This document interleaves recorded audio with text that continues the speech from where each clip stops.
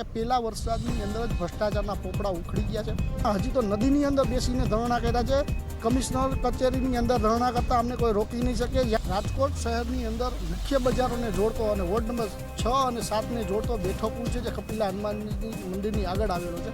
ત્યાં હજારો લોકોનું અવન જવન થઈ રહ્યું છે। વાહન જે બેઠા પુલ છે આપણે જોઈ છીએ કે રામનાથપરાનો પુલ છે એ પુલ ચંપકલાલ વોરા પુલ છે વચ્ચે બેઠો પુલ જે આવેલો છે કે પહેલા વરસાદની અંદર જ ભ્રષ્ટાચારના પોપડા ઉખડી ગયા છે। આજે એ જ પરિસ્થિતિ ઊભી રહી છે। છેલ્લા 6 મહિનાથી આ પુલ બંધ છે। લોકોને હવન જવન કરવું હોય તો ફરીને જવું પડે છે। ઇમરજન્સી જ્યારે લોકોને સામા કાંઠે જવું હોય તો તમે કલેક્ટર ઓફિસે જવું હોય તો પણ જઈ શકો। મામલતદાર છે કોંગ્રેસના આગેવાનો અને કોર્પોરેટર કોમલબેન ભારાઈ અને ઓબીસીના પ્રમુખ એવા ભાઈ શ્રી હાર્દિકભાઈ પરમારની આગેવાનીની અંદર આજે પણ ફરી અમારે ધરણા કરવાની ફરજ પડી છે। લોકો માટે નદીની અંદર બેસી અને ધરણા કરવા પડ્યા છે। હજી તો નદીની અંદર બેસીને ધરણા કર્યા છે। કમિશનર કચેરીની અંદર ધરણા કરતા અમને કોઈ રોકી નહીં શકે।